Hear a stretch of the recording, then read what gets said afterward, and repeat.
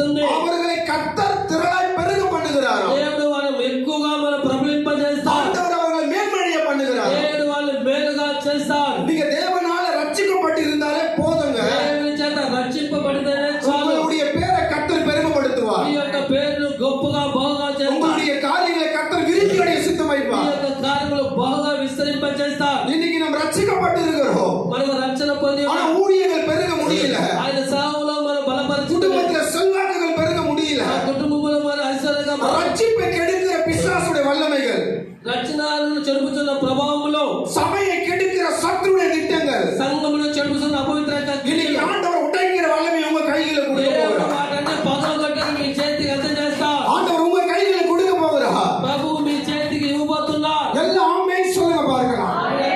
చెప్పండి. உங்க இருதயங்கள் பயப்படாமல் கலங்காமல் మీ இருக்கட்டும். హృదయములు భయపడకుండా కలగపడకుండా ஆண்டவருடைய பரிசுத்தமான வேத வார்த்தை நமக்கு அழகாய் கற்றுக் கொடுக்கிறது. వేద పట్టు మనకు చక్కగా నేర్పిస్తుంది. நம்ம பிள்ளைகள் வேலைக்காக செய்யணும்.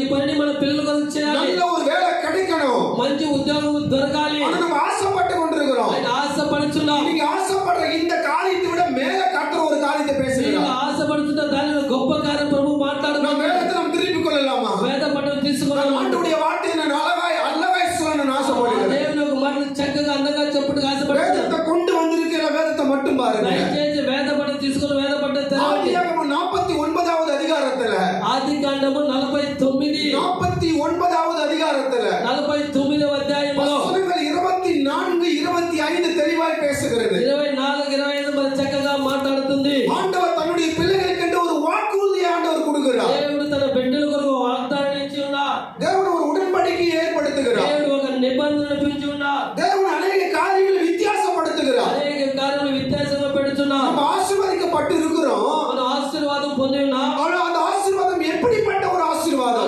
అది ఆశీర్వాదం ఎటువంటి நான் ఆశీర్వాదం? சபைக்காக நான் கடந்து வருகிறேன். దానికి వస్తున్నా எனக்காய் சொல்லப்படுகிற பிரசங்கம் எப்படிப்பட்டது? ఆ కొరకు సంఘం చెప్పిన వాక్యం ఎటువంటిది? தேவனுடைய வார்த்தையை தேவன் தெளிவாய் பேசுகிறார். దేవుని వాక్యము దేవుడు చక్కగా మాట్లాడతాడు. இன்னைக்கு அநேக ஆசீர்வாதங்களை நம்ம அறுவடை செய்து கொண்டிருக்கிறோம். అనేక ఆశీర్వాదాలను మనం బలపరుస్తున్నాం. அந்த அறுவடை செய்கிற ஆசீர்வாதத்தை వాటిని మనం బలపరుచు ఆశీర్వాదాన్ని நிலைத்திருக்க பண்ண முடியல. நம்ம స్థిరపరుచుతున్నామా?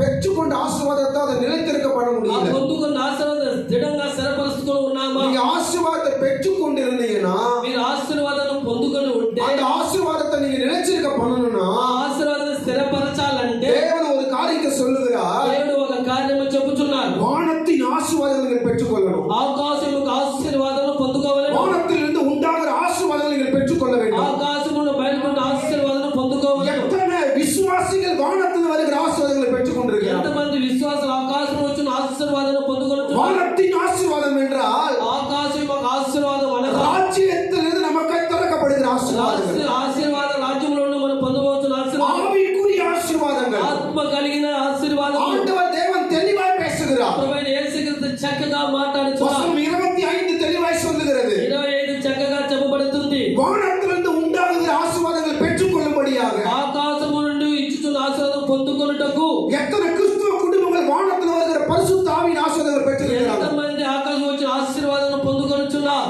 எத்தனை பேர் அபிஷேகத்தில் நிரம்புறாங்க? ఎంతమంది అభిషేకంలో నింపబడుచున్నారు? உங்கள் குடும்பத்தில் எத்தனை பேர் தரிசனத்தை பார்க்கிறீங்க? కుటుంబంలో ఎంతమంది దర్శనాన్ని చూస్తున్నారు? நீங்க எத்தனை முறை ஆராதனை சபையில நீங்க வெளிப்பாட பேசிருக்கீங்க? ఎంతమంది ఆరాధన బహిరంగ బయటపడుతూ మాట్లాడుతున్నారు? ஆனா நம்ம நினைச்சிட்டு இருக்கிறோம் ఆయన అనుకుంటున్నాం நமக்கு அப்படிப்பட்ட ஒரு அழைப்பு இல்ல, అటువంటి ఆహ్వానం లేదు, நான் அதுக்கு நான் தகுதி இல்ல, దానికి అర్హత లేదు, தரிசனங்களை பார்ப்பதற்கு நான் பாத்திரம்